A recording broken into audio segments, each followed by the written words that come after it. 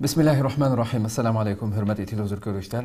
Reallıqımızga nazar programımızın 13. sanlı görüşünlerine kızgın qarşılaymiz. Ben Abdullah Yalqın. Qadrli görürmenlerimiz, hammalarga ma'lum bo'lgandek, bu programımız aslında her 2 haftada bir qatim şenbe günü saat 5'te idi. Ötken qatimliq san programımızda biz e'lonni bir poplam ustozning bir jiddiy ish chiqib qolganligi uchun darhol qaytirib olgan bo'ldik. Shu vaqtda bildirgan bo'ldik hamda programının kechiktirilganligini. Aslında bugün şenbe bu qatim sanımız şenbe günü bo'lmoqchi. Ustozniki İstanbul ziyarati sabablik İstanbulga kelganligi uchun bir aqlam qilib o'taylik shu studioning ichida yüzma-yüz ko'rishib turib bir programni qilib o'taylik. Xalqimizni saqlab turgan bir masala deb bugün studioda huzuringizda o'tiribdik. Programımızın daimlik mehmoni hammalar tanışıp bo'lgan hurmatli ustoz Sharq şu Selçuk Konya Selçuk Üniversitesi tarix fanları doktoranti ve yazgıcı Abdurrahim Devlet efendim teklif qildi. Qimmatli vaqtini chiqarib qadam tashrif qilganligi uchun Abdurrahim ko'p rahmat aytamiz. Sizlarga ko'p rahmat aytamiz. Rahmat. Razı olsun. Qadrli ko'ruvchilarimiz, programımız YouTube ve Facebook kanallarımız orqali naq maydondan tarix qilib o'tadi. Ekran aldı chiqib turayotgan numurlar orqali programımızga aloqador fikr, taklif, savollaringiz bo'lsa, yo'llashinglarni umid qilamiz. Shundaqla ko'plagan qarindoshlarimizni foydalanishi uchun ham baharlab qo'yishni ham unutmanglar. Biz e'lonimizda bergandek bugungi temamiz umidni yo'qotish yerim o'limdir dedik hamda. Ma'lumotlarda bo'lgandek har sanda shundaq realligimizda mavjud bo'lgan o'zgartirishimiz kerak bo'lgan temalarni ilmiy shaklda o'tirib qo'yib kelyapmiz.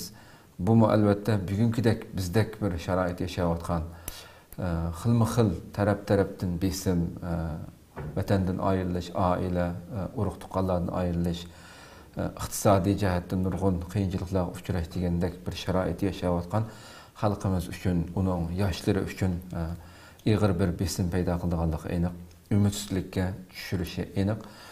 Bunu bir ilmiy shaklda to'xtalib o'tiraylik deb o'tiribmiz. Unda olsa programmaga kirsak, hurmatli ustozimda. Şu turmushda hayotda shuna qarasak hamda har xil besimlar sababli hamda asosiyatdan 2 guruh insonni ko'rganmiz hamda. Hamda bular masalan birsiga qarasak muvaffaqiyat qozonganlar har sohada. Bularning soni nihoyat az. Mayli qanday davlatda bo'lsin, muvaffaqiyat qozongan, bir natijaga erishgan, diguzgan masalan e'tirof qilishga erishganlarning soni az. Yana bir guruh qarasak, mag'lub bo'lganlarni ko'ramiz. Bularning soni har qanday bir jamiyatda ko'p bo'ldi ekan hamda. Lekin inson bir e'tirof qilsin yoki qilaydi yoki qilmaydi, insonning ichidan kelayotgan bir ovoz shuna bizga xitob qildi ekanda hamda. Bu muvaffaqiyat qozonganlar az, mag'lub bo'lganlarning soni ko'p. Hamda men bo'lsa muvaffaqiyat qozonishni xohlayman, ammo bo'lolmay qolsam-chi degan bir andisha davomli insonning qalbisini nima qildim, hidiqlaydi. Bu bir yanlış olsa, ikincisi yana shuni xiyol qildim. Muvaffaqiyat qozonganlarningki sharoiti, turmushi har jihatdan nega qo'lni so'zsa, yetadigan bir sharoitda men bo'lsam undaq sharoitim yo'q. Men bundaq bir qiyinchilikda yashayapman. U bu degandek bu yashayotgan o'zining holatini muvaffaqiyat qozonmasligiga sabab ko'rsatish hamda. Mening unda bir sharoitim yo'q deb. Bu ikkinchi yanlış olsa, uchinchisi muvaffaqiyat qozonish albatta zo'r bir tirishchanlikni taqozo qilgan bir nimamdi. Menda bundaq bir ruhiy holat, bu qizg'inlik menda yo'q. Unda olsa men yana muvaffaqiyat qozonolmaydi ekanman degandan iborat qanday qilman degandek bir bu andishalar ustiga insonning zihniga keldi ekanamdi. Shuning biz bugungi temamizda shundaq albatta mu'minning hayotida umidsizlik degan bir so'zning mu'minning lug'atida bo'lmasligini biz davomli ustozlarimiz bilan ta'kidlab kelyapmiz. Sharoit ba'zida shunday qilib qo'ydi ekan. Şu temamizdan birinci aşı temizlerle kirsak, ümidni yo'qotish nima uchun biz yerim o'lim dedik. Ama shunda deb tursak bu so'zni aytish oson bo'lgan bilan yuqorida men degandek, bunda xilma-xil üst kelgan andishalar insonni shunday nimalarga tushirgan deymizlikka. Biz gapimizni bir ba'zi misollardan boshlaylik. Xo'sh. Ümidsizlik nima uchun buni yerim o'lim deymiz deganda, buning ma'nosi biz ümidsizlangan vaqtda asli qilmoqchi bo'lgan ishimizdan voz kechamiz. Yani gayelerimizden, planlarımızdan, hareketlerimizden vazgeçimiz. Çünkü ben hakançı tırıssam mı, yoki bu hareketini kullanğaным bilen mi? Hoş. Bäribir men kütken netijege erişenmeyme degan ümitsizlik boğanlığı üçün biz hiç qanday iş qilmaymiz. Bizning hech qanday harakatga yuzlanmaganligimiz, yana jonliq tura olmaganligimiz amaliyotda shu yerim o'limdan boshqa narsa emas. Masalan, shu o'zimizning ko'z oldidagi ba'zi reallikdan bir misol olib boqaylik. Haqancha namoyish qilsakmi, ahvol o'zgarmaydi. Deb qaragan vaqtimizda biz namoyishga chiqmaymiz. Haqancha tirishib o'qisakmi, baribir olim bo'lib bo'lolmaymiz. Degan vaqtimizda biz o'qimaymiz. Ya'ni bizning ba'zi harakatlarni qilmasligimizdan, bizning uning bo'lgan qiziqishimizdan tufayli yoki uning qimmatining mahiyatiga haqiqiy tunishimizning tufayligidan emas, balki shu ishni qilib natija qozonishga nisbatan umidimizning yetarli bo'lmaganligi uchun biz yarim yo'lda voz kechamiz. Masalan, biz bir komandani tasavvur qilaylik. Biz bir futbol komandasi bilan musobaqa o'ynamoqchi. Qarshi taraf kasbiy futbol komandasi, ammo biz bir qancha maktabdan yig'ilib kelgan bolalar. Biz musobaqa boshlanib bo'lguncha qaysi xil kayfiyatda o'ynashimiz mumkin? Albatta ümitsizlik bilan boshlaymiz. Chunki bular baribir kuchli, biz baribir yengilib ketamiz degandan keyin biz jon tikib o'ynamaymiz. Masalan, top yeb ketsakmi, uni aytib azoblanib ketmaymiz da. Chunki biz baribir yengilmak tutdik deb o'ylaymiz. Jon tikmasligimizning tegib yotgan sabab bizning ümitsizligimizdan kelgan. Xo'sh. Men bir tadqiqot misoli so'zlay. 1950-yillarda Amerikaning John Hopkins universitetining bir psixologiya professori, biolog o'zi, Kurt Richard deb bir odam bor. Onun ait meşhur bir tecrübesi var. Bu adam çaşqanlardan başlayan bir tecrübeni. 12 tane köndürülgen çaşqanını çoğun bir su qaçılanğan qaçığa taşlagan. Şuna bilan bu 12 çaşqanның içinde 2 çaşqan 2 minutda qalmagan vaqt içinde tunjuqib ölgen. 2 çaşqan azroq üzgendan keyin şunğup chiqib ketalaydigan yer izlab baqqan. Ama uzoq qolmay o'lib ketgan. Ama başka 9 çaşqan sunun yüzüde uzoqcha üzüp yurgan. Ular to'xtamasdan laylab üzüp 60 saat atrofida hayot tura olgan. Undan keyin ularmi cho'kib o'lgan. Ama shuna bilan bu psixolog so'ragan, nima uchun bu 4 tani tiz 2 minutga yetmagan vaqt ichida o'lib ketdi? Va 9'i uzoqcha, ya'ni 60 saatga yaqin 2-3 kun atrofida so'zib tura oladi. Hammasi o'xshash chashqan, o'xshash ko'ndirilgan, o'xshash muhitdan tanlangan chashqanlar. Shuning bilan u bu savolga javob tepish uchun bunda bir faraz qilib boqqan edi. Qaraganda ma qilib qolgan 9'i burun suv ichib ketgan vaqtda qutulib qolgan bir tajribasi bor o'xshaydi. Shunga o'zining hamini qutuladiganligiga bo'lgan bir ishonchi bor. Deb faraz qilgan, ammo isbotlanmagan. Shuning bilan bu tajribaning ikkinchi bosqichi keldi. O yava çaşqandan 34 tane yava çaşqanını o'xshash shu suvga tashlagan. Ama yava çaşqanını tanlashidagi sabab birisi yava çaşqanlar bizni suv uzalaydi. Naytilqi vahshiy, hujumchan, jonliq. Yani ko'ndirilgan çaşqandagi yuvash yumshoq emas. Balki ularning qutulish ehtimolligi yuqori deb qaragan. Ammo nayt hayron qolarlik yeri 34 çaşqandan birmi çaşqan hayot qolmagan. 2-3 minut vaqt ichida hammasi cho'kib o'lib ketgan. Bunu texmel hayran qoldirgan. Endi bu tecrübenin 3-cü bosqichi. Ondan keyin yana bir guruh chashqan topgan. Xo'sh. Ularni o'xshash suvga solgan. Shuni kuzatib turib, chashqanlar jantalishib, endi cho'kib ketay, endi o'lib qolay degan vaqtda ularni qutqizib chiqib qo'ygan. Ondan keyin ularga ozroq damilib asliga kelgan. Xo'sh. Ondan keyin ularni qayta suvga solgan. Shuning bilan bir qitim qutqizilib, qayta suvga selingan chashqanlar 2-3 kun atrofida xuddi 60 soat tura olgan chashqanlarga o'xshash to'xtamay paloqlab, harakat qilib, üzüb hayotini uzoqcha davomlashtirgan. Shuning bilan oxiri bu Kurt Richard shu xulosaga kelgan. bularni hayotda tutib qolgan narsa umid. Chunki ular bir qitim qutulib boqqanligi uchun agar birdan tirishsak, birdan tirketsak, balkim bir yordam kelishi mumkin. Bir yerga esilib olg'ili bo'lishi mumkin. Hayot qilishimiz mumkin deydigan bir ishonchisi ularning tajribasidan kelgan. Shunlashqa ular hech qanday u xil qutquzilish beshidan o'tmagan chashqanlarga qaraganda uzoqcha harakatini yo'qotmagan. Xo'sh. Endi albatta biz insonlar chashqan emas. Chashqanlar ustidagi tajribalarning hammasi insonga mutlaq tatbiqlanishi va tatbiqlanishining to'g'ri bo'lishini ataydi.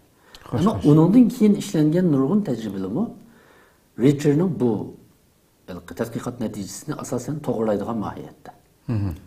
Gerçi butunlay insonga tatbiqlayolmaymiz degan taqdirdami, ammo shu chashqanlarning nima uchun hayotda qola olganligini tushunirgan vaqtda shu yerda erishilgan eng aqlga uyg'un ilmiy javobning balkim shulardagi shu umidvorlik bo'lishi mumkin degan xulosa menimcha xato emas.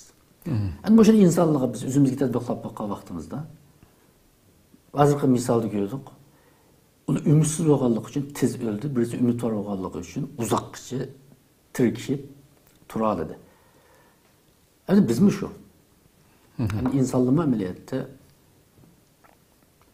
agar bizda umid bo'lgan vaqtda gerçi bizning tashqi sharoitimiz inson qabul qilg'isiz, ishongusiz darajada qiyin bo'lgan taqdirdami? Xo'sh. Hech bo'lmasa biz sharoitning yaxshilanib ketadiganligi bo'lgan bir ishonchimiz bor va bu ishonchimiz bizga kuch ato qiladi. Yani bu şey kelgan vaqtda men balki ba'zi qarindoshlarimiz o'ylab qolishi mumkin hamda. Biz umidvorlikni tashabbus qilgan vaqtda jiq kishilarning kallasiga keladigan bir masala bor. Qachongacha bu qadar umidvor tura olamiz? Bu bir xiyolparastlik emasmi? deb o'ylaydi. Endi umid degan so'z psixologiya nuqtasidan aytgan vaqtda ishlarning erta bugungiga qaraganda yaxshilanib ketadiganligiga bo'lgan bir xil ishonch. Agar ta'bir berishga to'g'ri kelsa shu. Endi bu yerda farqlanadigan masala shu. Agar biz ishlarning o'zligidan yaxshilanib ketadiganligiga ishonib olgan bo'lsak, bu umidvorlik emas. Bu xiyolparastlik. Masalan deylik, biz balamizni pek kuchab tarbiyalab ketmasakmi, yaxshi odam bo'ladiganligiga ishonib olgan bo'lsak, bu umidvorlik emas. Biz vatanimizning o'zligidan qo'lga kelib qoldiganligiga ishonib olgan bo'lsak, bu umidvorlik emas. Umidvorlik degan nima? Umidvorlik bizning mudohilimiz, bizning tirishchanligimiz orqali o'zgaradiganligiga bo'lgan ishonch, bu bir qadar sog'lom aqliy umidvorlik. Ammo bizning hech qanday mudohilimiz yo'q. Bizning tirishchanligimiz yo'q, bizning emgikimiz yo'q turibmi? Ishlarning yaxshilanib ketadiganligiga bo'lgan ishonch, bu biroz qattiqroq desak dötlik. Xo'sh. Bu xiyolparastlik. Dunyoning qonuniyati bunday emas. O'zligidan bo'libmi insonga munosabatli nurg'un ishlar o'zligidan bo'lmaydi. Bizning mudohilimiz bilan bo'ldi. Masalan, men kuchli odam bo'lishni orzu qilsammi, men o'zligimdan kuchli bo'lib qolishni orzu qilsammi, 30 yil o'zligimdan kuchli bo'lib qolmayman. Men chiniqishim lozim. Endi men chiniqsam, cho'qim kuchli bo'la olmayman deb ishonsam, bu sog'lom ishonch, bu sog'lom umidvorlik. Ammo nurg'un kishilar o'zi tekshirib boqsa bo'ldi. Nurg'un kishilar amaliyotda ishlarning mo'jizaviy tariqada o'zligidan yaxshi bo'lib qolishiga ishonib olgan. Amaliyotda bu xiyolparastlik, bu amaliyotda odamga haqiqiy kuch ato qilmaydi. Masalan, siz ishlarning o'zligidan yaxshi bo'lib qolishiga asossiz ishonib olganligingiz uchun siz uni mudohil qilishga tirishmaysiz. Bayon qilgan o'xshash. Vatanimizni qutqarishga tirishmaysiz. Uningga hassi qo'shay demaysiz. Balangizni texim yaxshi tarbiyalay deyishga qiziqmaysiz. Yoki uningga kuchlik aralashmaysiz. Yoki o'zingizning saviyasini oshirish uchun texima ko'proq kitob o'qiy yoki ko'proq tirishchilik ko'rsatay demaysiz. Shunlashqa yuqorqi gaplarni yig'inchoqlagan vaqtda va uning oxirida biz o'zimizning aqidamiz nuqtasidan bir baho bergan vaqtimizda bizning aqidamiz, ya'ni bizning iymonimiz amaliyotda umid degan so'zning boshqacha bir atalishi. Allohga ishonish deganlik, Allohga umid bog'lash deganlik. Yana bir ma'no. Chunki men Allohga e'tiqod qildim. Allohning borligi va birligiga iymon keltirdim, men unga ishondim degan vaqtda men Allohning dunyodagi birdan-bir eng buyuk kuch ekanligiga tam ishongan bo'laman. Unda bo'lgandan keyin bu men ishongan kuch meni hech bir zaman yolg'iz tashlab etmaydi. Agar men yolg'iz qolib qolgandek ko'rinsammi, bu vaqtliq bo'ladi. Bu har doim bunda bo'lmaydi. Yoki texmi uzun bo'lib ketgan taqdirdami, qarmoqqa bu menga sinoq o'xshaydi deb ma'no yuklash orqali biz har doim umidvorlikni chin tutib tura olamiz. Bizning e'tiqodimiz bizga uyatgan narsa va bizga uyatgan zihniyat tafakkur mushu. Ama bizning cho'ng ojizligimizning birisi, garchi ko'pinchamiz yoki hammamiz musulmon bo'lsakmi, dindorlikni da'vo qilsakmi nurg'ildirmiz. E'tiqodimizning bizning ruhiy olamimizda qanday inqilob, qanday o'zgarish paydo qilganligiga nisbatan tunishimiz yetarli emas deb o'ylayman. İnsan cho'ng jihatdan mana 3 xil nima deymiz? 3 xil tarafdan tarkib topadi deylik. Birisi biz his duygularımız bilan bir adam. Yani hissiyat alemi. Bir tarafımız. O bizden alıqı. Mesela hayacanlarımız, gazeplerimiz, nefretlerimiz, vakıraşlarımız, yığılaşlarımız, ümitsizlikimiz, yoki ümit varlığımız yenge oxşar, şükürlükimiz. İkincisi biz oy fikir bilen bir adam. Yani akıl bilen. Biz oy fikir qilimiz, oylayımız. Ma'lum aqliy xulosalarni keltirib chiqara olamiz. Bir logikalik kallimiz bor. Yani bizim akıl dünyamız bir tarafımız. Yani üçüncüsü bizim hareket alemimiz. Bizim bu şu duygularımız, düşüncelerimiz ma'lum şekilde bizim iş hareketimizi de aks ediyor. Sözlerimiz, kılgan işlerimiz qatorliqlar. Yani bizim akidemiz belki bizim hareketimizde ma'lum derecede özgertken buluşu mümkün. Mesela biz namaz okuyumuz, mescitke barımız, Kur'an okuyumuz degenge o'xshash. Ama bizim jahondagi mana shunday ümitsizlikka duch kelgan vaqtda yoki ma'lum bir mag'lubiyatga duch kelgan vaqtda yoki hatto ma'lum bir g'alabani qo'lga keltirgan vaqtda bizning e'tiqodimiz mushu masalalarni qanday dangsashni o'rgatgan bizga. Qanday muomala qilishni o'rgatgan. Bir musibat keldi. Bizning e'tiqodimiz bu musibatga sen qanday muomala qil deydi. Bir g'alaba keldi, nima deydi? Mana mushularni tang hissiyat alemimizde ve akıl alemimizde tuluk özleştirerlesek menalca. Özellikle içimiz ve sırtımız tuluk iman etken bulamı ki yedip oylayım. Bu mesela özellikle biraz sırtı mükemmel görünüyorken ama içi kavak nesiller bakışap kalırız. Hoş. Köp rahmet. Demek hakikaten yani her kandak bir netice, muvaffakiyet, galiba hiçbirisininki onunğa görə bizning tarafımızdan bir hareket bo'lmasdan, tirishchanlik bo'lmasdan, faqat umid qilish, arzu qilish bu bir ahmoqonlik bo'lganligini tushunib yetishga bo'ldi. Hamda yana da müşahadamda nurg'un yoshlarimiz, nurg'un kishilarimiz deylamda xalq. Normalda shunday darslarni anglagan vaqtida masalan, o'quvchilarni misol olsak, yoshlarni masalan meyli başka Türkçeden olsun ya ki başka tıllardan olsun bir nesine okumuşlar. İnsanın ruhini kötürdüğün, nahayeti kızgın bir keyfiyat. Zaten ben o dersini anlayan deyken ben erteden başlayıp, ya ki büyüğenden başlayıp ben hayatımda mandak falanı sahada şuna özgertim ben de. Ya ki tenterbiyen başlayıp, çinikişine başlayayım dedi. Ya ki bir sahada ögün ben dedi. Bir dersini anlayan deyken birazdan nahayeti ciddi yaxshi bir darsni anlagan ekan. Ama bu keyfiyat, bu qizg'inlik bir ish kapdan keyin so'vib qoldigan bir keyfiyat var.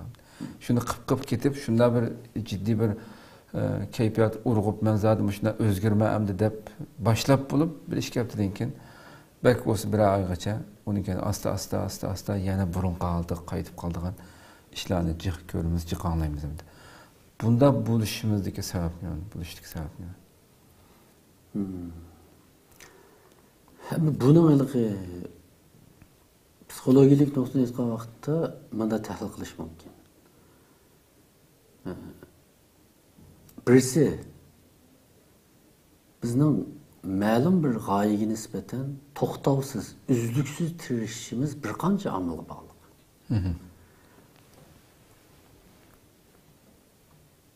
Şunun içinde hem de bunda bir nazariye var. Amerikalı birisi Daisy, yeni birisi Ryan deb iki psikolog var. Bular şu ügünüş muddaası, yani ügünüş aktifçilik hakkında ait muhim nazariyelerni o'tirib qo'ygan. Xo'sh. Ular şu nimini aktifçilikni, belki Türkçe motivasyon, İngilizce motivation. Ben bu gapni tercüme qilishda jiqiliq gap topolmayman. Hozircha shu aktifçilik deb ağaç tutsak bo'g'idek deb o'ylayman. Ular aktifçilikni ikkiga ayiradi. Birisi sirtqi kuchdan kelgan aktifçilik. Birisi ichimizdan kelgan aktifçilik. Sirtqi kuchdan kelgan aktifçilik deganimizda bir misol qilib boqaylik. Aytgandim. Men mevsim oxirisidagi imtihonda yuqori nomer olsam, dadam menga bir velosiped olib bermoqchi. Şuna men her gün tirişiyordum. Demek ki benim tirişiş aktifçiligim nimadan geldi? Dadamning mukofotidan keldi. Ya'ni tirishsam, yaxshi natija olsam, velosiped keladi. Yoki tuvan nomer olib qolsam, dadam meni jazolamoqchi. Yozliq ta'tilda hammaylar demenishga o'yin qilib olsa, men qolmoqchi edi. Demek jazodan qo'rqib tirishiman. Bu ham inson hayotida uchraydigan bir xil bir hodisa. Bu bağ iş hem de. Hem de mındamı tirişim mümkün. Ben matematikini işlegensin ait huzurlanıp getirmem. Ben matematikine ait amrak. Ben demiş ki tiriştim. Matematikine boğan amraklıkım tüpeyelden tirişivadım. Bu iç aktifçilik. Yani ben içimden kelgen, yani kızıkışımdan kelgen. Hem de üçüncü xil şeklimi bu. O qanday bir şekli. Onu mında misal verip bakılı. Ben matematikini yaxshiroq o'rganmasam, bu tuluqsizdan tuluq o'ttirib ko'chadigan imtihonda matematikni ait muhimken, men o'zim plan qilgan tuluq o'ttir maktabga kirolmaydi ekanman. Shunga boshqa matematikni yaxshi o'rganishga majburman. Deb turib o'rganishim mumkin. Ya'ni matematikaga asli ichimdan qiziqib ketmayman. Xo'sh. Ammo matematika men uchun muhim bo'lg'achqa, men buni yaxshi o'rganmasam, mening planimga taqashqanligi uchun men bu matematikani o'zimni qoyil qilib turib yaxshi o'rganishga majbur. Xo'sh. Bu mu bizning hayotimizda bor ish. Hammamiz o'ylab baqsak, hayotimizda balki yuqorqi 3 xil kategoriyaning ma'lum birisiga tava bu ish qilgan bo'lishimiz mumkin. To'g'ri. Endi buning ichida eng yaxshisi o'zimizning qiziqishidan kelgan bo'lsa, biz bu ish muddao yoki bu ish aktivchilik bizni charchatmaydi. Mesela biz kecha kunduz sual ishlasakmi, kitob o'qisakmi, sal charchasakmi, yana qizg'inligimiz suslamaydi. Xo'sh. Endi buning ichidagi eng pasifi hamma tirishchanlikda o'sha tashqi harakatlantiruvchi kuchga, ya'ni tashqi turtkiga tayinib olish. Bu haliqi bizning yerim yo'lda to'xtab qolishimizning muhim sababi. Nima ishqa? Yani biz dadımızla mukafat eleştiriyor geldik. Demek biz mukafatı velosipedle hep boğandan keyin ertesi öğrenmeyimiz endi. Çünkü biz maqsadımızga yetdik. Bizni qo'zg'atgan narsa mukofot, bizni qo'zg'atgan narsa jazo bo'lganligi uchun biz mukofotimizga erishdik yoki jazoimizni tatib qo'ygan vaqtimizda bizning tirishchiligimiz shu yerda to'xtadi. Xo'sh. Shunlashqalik men o'sha anglayotganlar uchun deyman. Agar siz ma'lum bir ishda yarim yo'l to'xtab qolgan bo'lsangiz, sizning shu ishni qilishdagi aktivchiliginiz sizning aşı tashqi bir mukofot yoki jazodan qachish yoki intilishingiz sababidan kelyapti. Yoki sizning qiziqishingiz bilan qilyapsiz. Uchinchisi, ma'lum bir qimmat qarashning turtkisida qilyapsiz. Bayam deganimdek, men matematika qiziqmayman, ammo matematika muhim. Bu o'xshash, masalan, men cheniqishga qiziqmayman, bu jafolik. Ama sağlamlığım için çeniqishni ayeti muhim. Onun için ben jafolik olsun, ben bu davamlı çeniqishim lazım.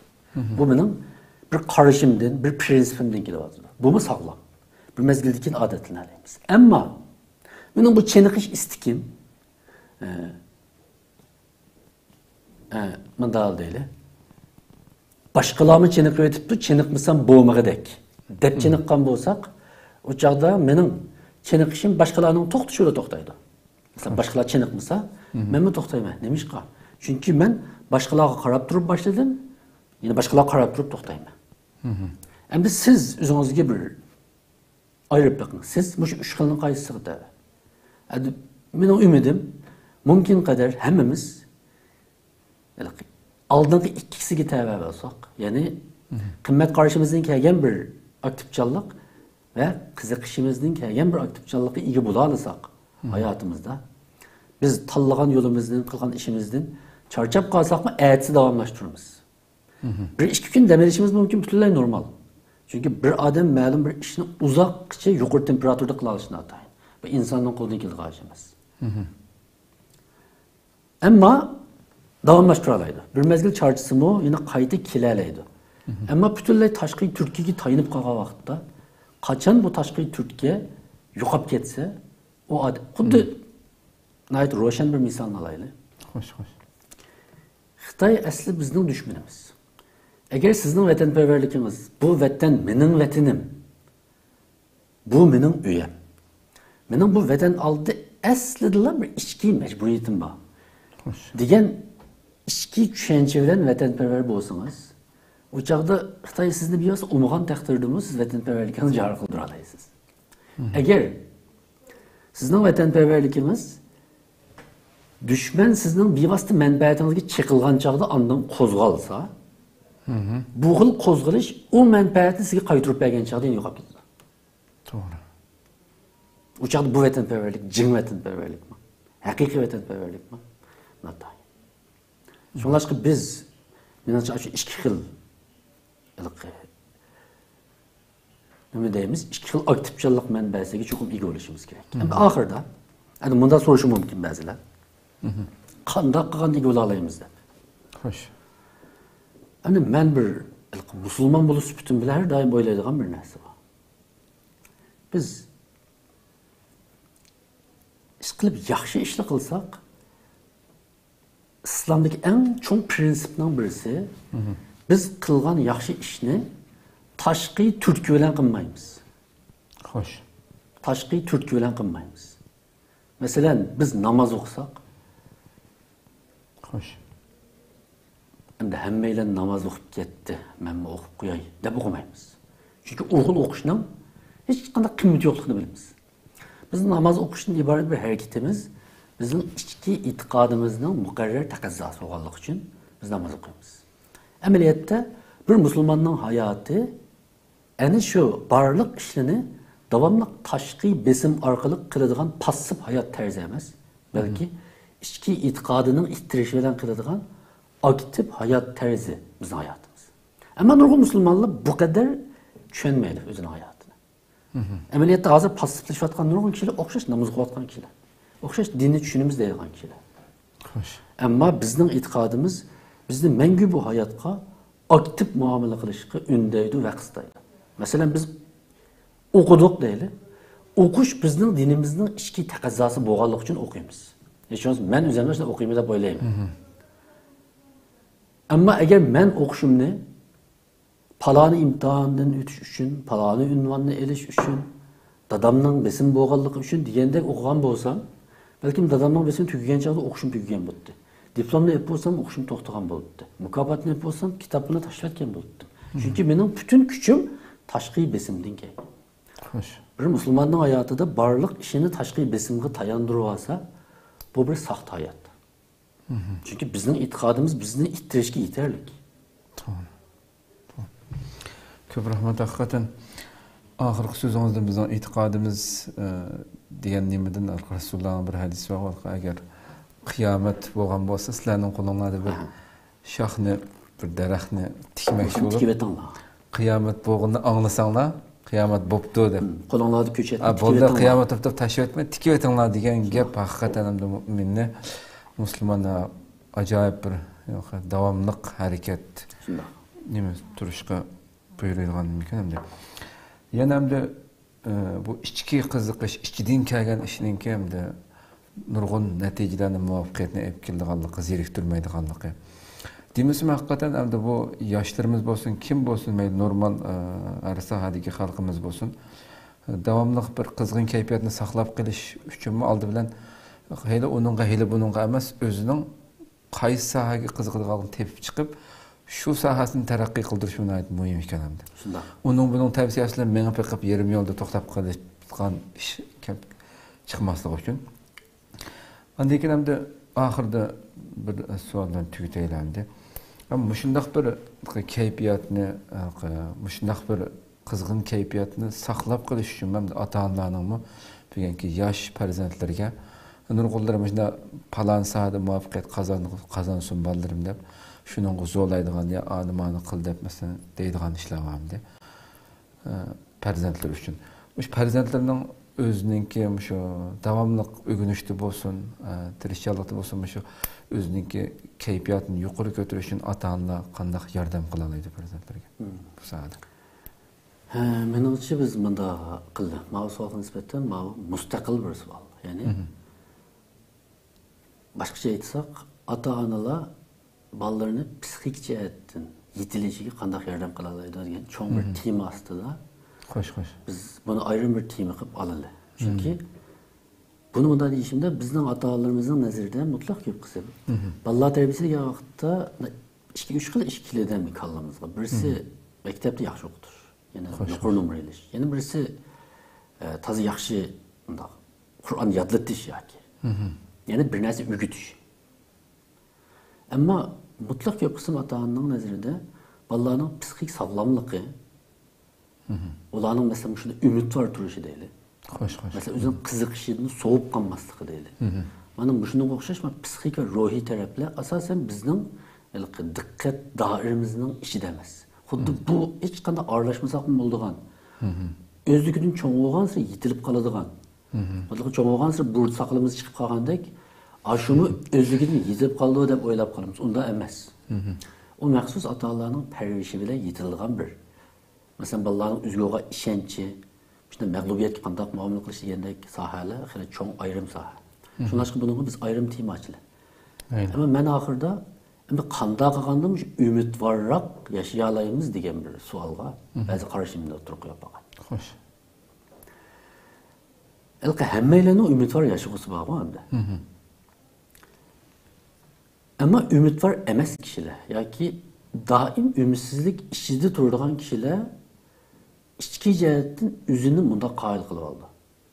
O'zining umidsizligini bunda aqlliqligidan deb o'ylaydi. Bu deganlik endi.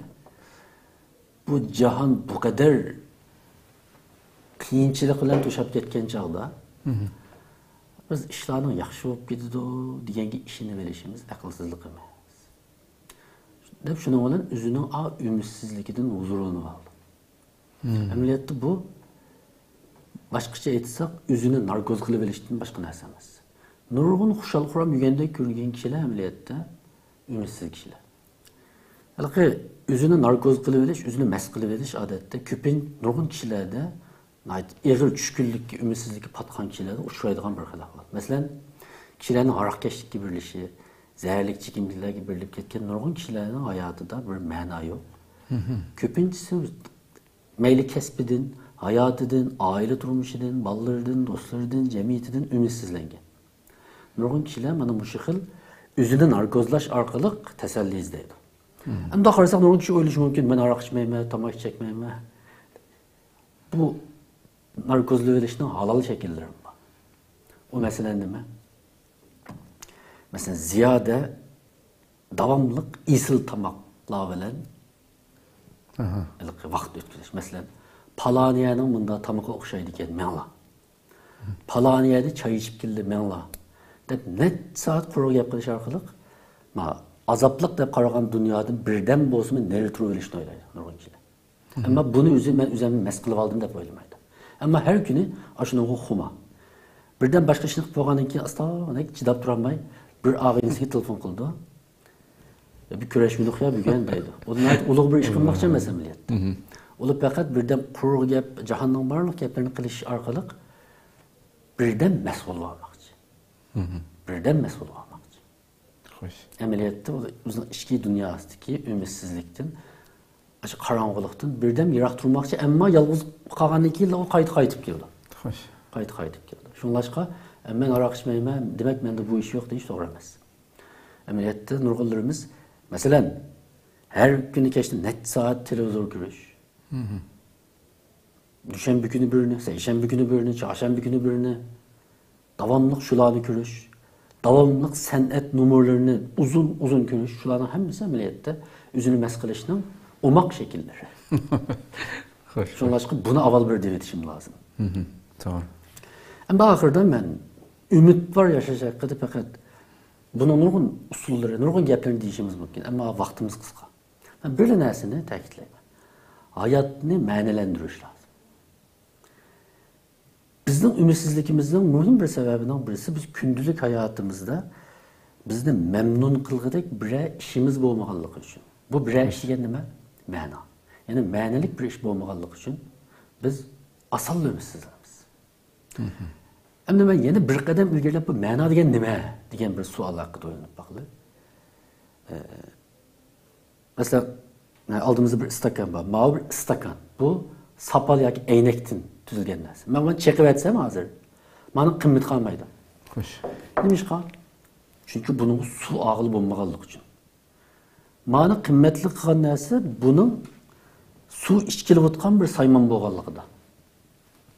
Bunu çekip etsem fakat bunun şekli özgüreydi o. Ama onun maddesi başka bir nesle aynılık etmeydi. Fakat şekli özgüreydi. Eğirliğim özgürmeydi hatta. Esas satalısam buldu. Neymiş ki satanmayım ben. Demek bunun məqsidi berbat kılınğanlığı için bunun kıymeti meyuqap getdi. Bunun məqsidi ne etti? Yasılış məqsidi. Bir insanlı çay içkide bir nesib olsun dep yasagan. Yani bir nesinin mənisi şu nesinin funksiyası ve məqsididir. Şu məqsədini tepivağa vaxtda mənisini tapalaydı. Yani bu arqılıq kəmək çoğan nəsi şu. Bir insan özünün hayatının məqsədini tepivası mənisini tapalaydı. Doğru. O da oxşaş bir qağaz deyil. Yirtivəsək əxlət, qağaz yazsaq qimmetlik nəsə, xət yazsaq. Əslə qağaz xət yazgılı boğanlıq üçün qimmetlik. Hoş. Yani özünün ruhunu cari qıldırırsa qimmetlik. Xudu şunun oxşaş insan mı özünün məqsədini tepib alalırsa, o hayatının mənisini tapalıqdır. Bir şekilde tapadı. Bir şekilde tapadı. Yani her günlük hayatı məlum bir məna etrafıda çördep aylana alığa vaxtda, gerçi hayatının nurgun azaplık işli bolsun mu, ama onu teselli bulduğun bir iki işinin boğallığı yeni onun küçük biridir. Mesela ben bunu tekini konkretleştireyim de. Belki yeni soraydıqalla çıkışım mümkün. Bu onda da karşı kılışımız lazım. Benim açıkça bir kança iş var. Birisi biz üzümüzden ama Allah ile boğan münasebetimizi yakınlaştırışımız lazım. Hoş.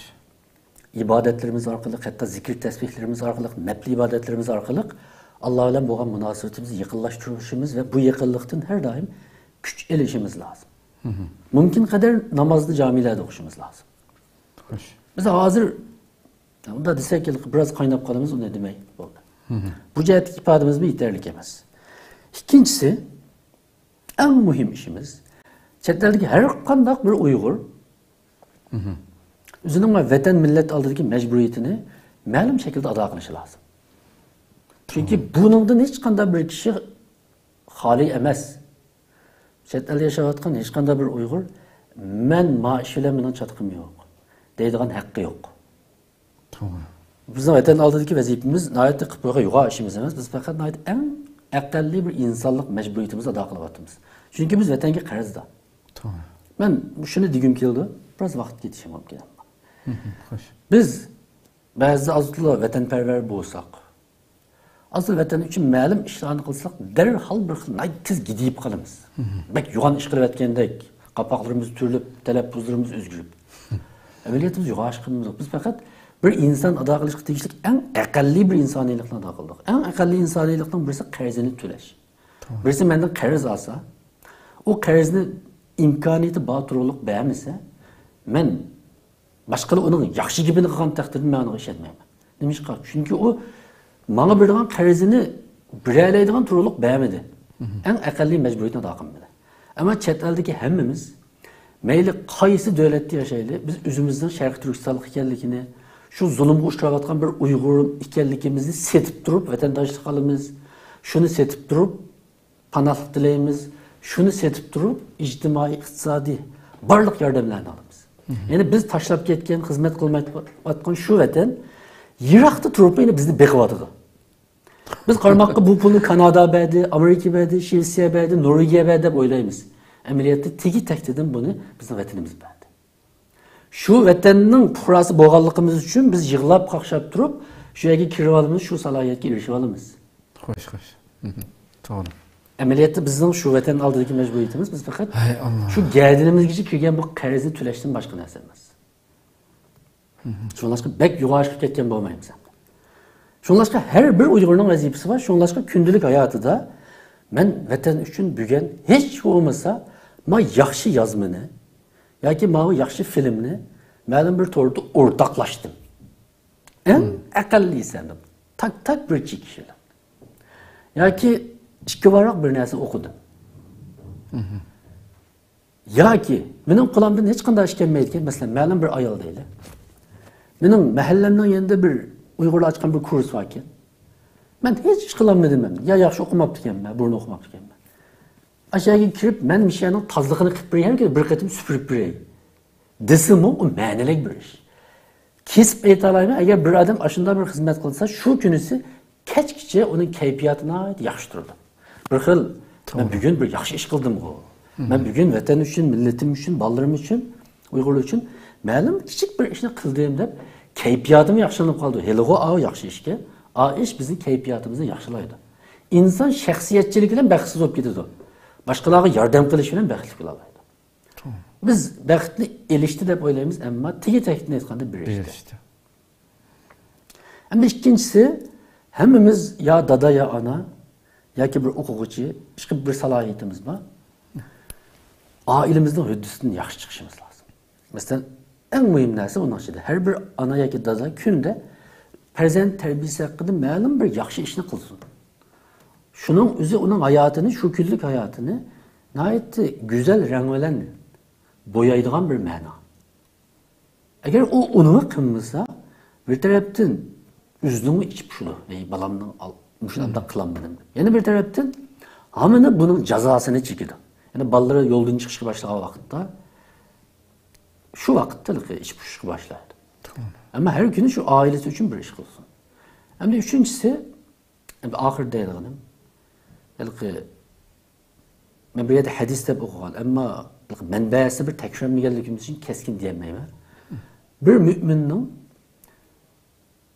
bugünü, tünü okşak kalgan olsa bu onun için en çok musibet. Deydiğim ben bir. Ben hadiste okuyaysam da. Pek uzun boğaç kaldı keskin diyemeye kaldı. Yani bunun manasını ben bir mümin her günü çok ilgilileş. İşte bu işi lazım. Bu hayatı da bir Müslümanın hayatı her günü xuddi algımanğan poyizga okşaş yükselişi lazım. Yani biz özümüzni her günü ma'lum sahada azroq taraqqiy qildirishimiz, o'zimizni kuchaytirishimiz lazım. En aqallisi azroq kitob o'qish bilan. Yoki ma'lum bir til o'rganish bilan, ma'lum hunar o'rganish bilan. Yoki hatto chiniqish bilan. O'zimizni jismoniy, aqliy, ruhiy, his tuyg'u jihatdan aztili yaxshilash, aztili sog'lomlashtirish, xuddi telefonimizni pat-pat a'lolashtirib turibmiz-ku. Telefonimizning yumshoq detalini vaqti o'tdi, meni update qiling deb keladi. Yani a'lolashtirishga majburimiz. İnsan mı shunga o'xshaydi. Bizim her daim o'zimizni a'lolashtirib turishimiz lazım. Yani bir adam her kuni menimcha shunchalik ishni qila oladi. Shu bir qancha ishni menimcha hayotida muqim bir odatga ega qila olsa,